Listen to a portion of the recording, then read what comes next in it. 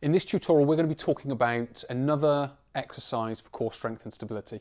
And as in many tutorials that I've done, I've talked about that there's not one exercise that's going to build core strength and stability. It needs to be multiple exercises, but the exercises that we do choose need to be able to activate multiple core muscles. So we've got the entire core working, or we've got an underlying abdominal brace or super stiffness going on, and then the exercise will enhance that, or the different exercises will enhance that as we move it around the core.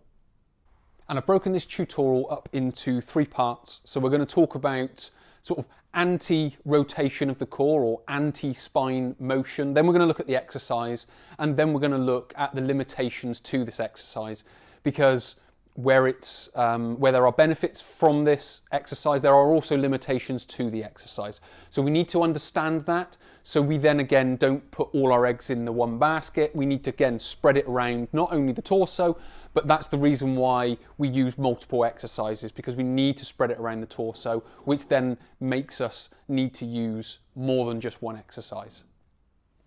The anti-spine motion exercise that we're talking about is the pallof press, which is the one that you can see here.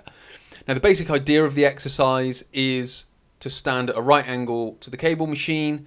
You've got your hips level, you've got your shoulders level, you've got your head sort of facing what would be forward. And then the first part of the exercise, which engages the entire core, is the lever length getting longer as I push the handle away. And you're going to see more of the technique and 4 progressions in the next part of this video. But also the fact that this cable that I'm holding onto here, or cable machine, is trying to pull me back towards, and that's the anti-rotation, because what that's trying to do is I'm trying to keep my hips forward and shoulders forward. The cable machine is trying to pull and twist my body in here. Now, I'm trying to resist that. So muscles work to resist the movement. So the muscles that are working are the oblique muscles to the side of the torso. With regards to the lever length, it's the rectus abdominis up the middle, and then you'll also have the obliques on the far side of the torso as well. Now, the ones that are working mostly are the ones up this near side of my body. And then finally, the final advantage of this, it develops all the tissues. So it's not only the muscles that you can see here, but you've got all these fascial sheaths that go in between that in a sense create the 6-pack effect of the torso. That's not necessarily there and created by doing lots of sit-ups and crunches.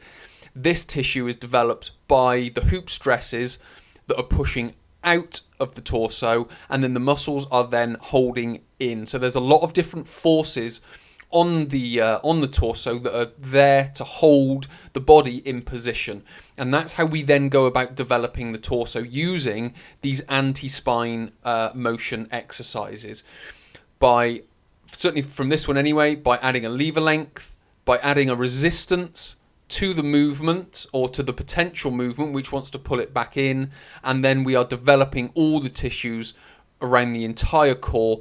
Now, as I mentioned before, it will be mostly working along the inside, but all the way around the torso is going to be working, but just with extra on this near side of the torso. So that is how we go about, or the benefits of, and how we go about doing the pallof press. So what we're now going to do is go on to the next part, where you'll meet me in the gym, and I'll be talking you through the pallof press a little bit more specifically, and then how I go about coaching someone to perform it correctly in a logical fashion. In part number 2, we're going to be looking at the exercise itself. So in some respects, there are 4 different progressions that I use of this exercise. Obviously, people will use different variations of it, but what I'll tend to do is I'll use all 4 of them, depending on the person that I'm working with, and depending on their skill level and things like that. So as I've mentioned, it's the pallof press. Now, we're going to be doing it starting in a seated position, then into a kneeling, then a half kneeling, and then a standing. So with regards to the seated one, we would come down into this position here. So we've got sort of knees at 90 degrees, one at the front, one at the back. and then we would have the cable nice and low. I've chosen a lightweight because it's just demonstration purposes, but the main thing is we stay up tall, so we keep that neutral posture of the spine as best we can. Obviously, this will depend on someone's hip range of movement and can they get into this position. But the reason I would choose this is because it will isolate the torso more. As we move up, we bring in different muscles, and I'll explain that when we get there. So we come into this position, and then it's just a simple case of extending out. The longer the lever, the harder the torso works, but what you'll find is it will come more into here. And because I'm sat down or in this position, what is also happening is it's accessing the core a lot more. And because I'm sat down, the hips aren't working as much. So what I would then do as a progression and developing someone's sort of mind-muscle connection is I would do exactly that. I bring them up onto the knees, which is then going to access the hips a little bit more. So in some respects, the exercise is exactly the same. It's just the position that I'm in. But what I'm doing is I've got wide knees and narrow heels together, I should say. So I push the heels together and the hips forward. So I've then got glute medius, glute minimus from pushing the heels together, and then extension will get glute max. So I've then got solid hips or solid muscles through the hips. I will then bring, obviously, this up a little bit higher. So I'm looking at sort of lower part of the chest, top of the abdominals. So I'm in this position, so I'm hips forward, squeeze the hips, and then heels together.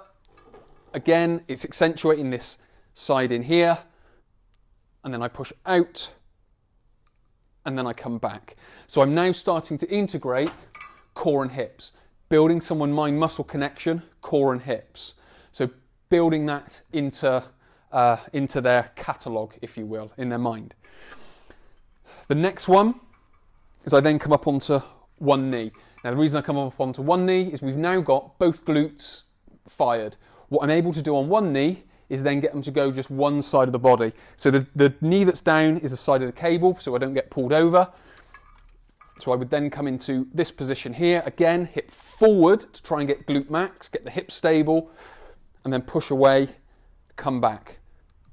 Push away, come back. Obviously then, as we're doing this, we would do this both sides, so it wouldn't just be done on one side. I'd do it facing this way, turn around, and face the other way as well.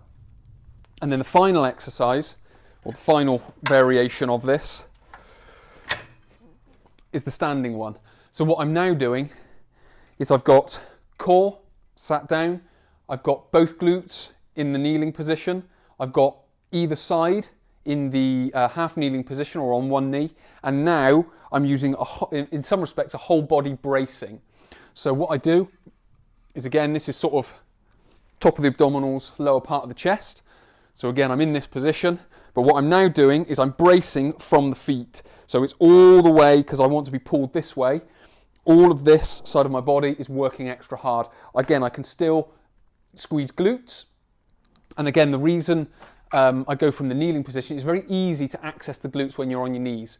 When you come up onto your feet, people will tend to forget about it and they'll use sort of feet, ankles, lower leg to hold on. But what I've done is I've built them through, so we've got tummy brace, they can feel that, come up onto the knees, hips and tummy, then one glute and stomach, and then I can much easier say, right, tense glutes, abdominals in, and then press away. Come back and press away.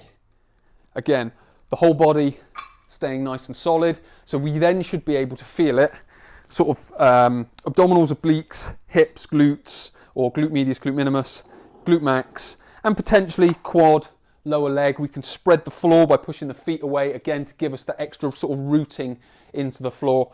And if you want to take it as far as, going barefoot and then gripping the floor with your feet, then you can do that as an extra progression.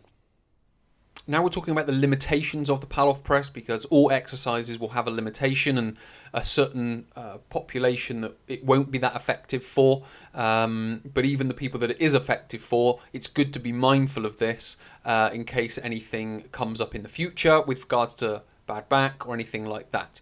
And the force that we're talking about is lateral shear. So we've got many different forces that are happening on the spine. You've got lateral bending, which is sideways bending, anterior and posterior shear forces, torsion moment, which is twisting, or essentially it's twisting. And then you've got flexion extension moment, which is bending back and forth.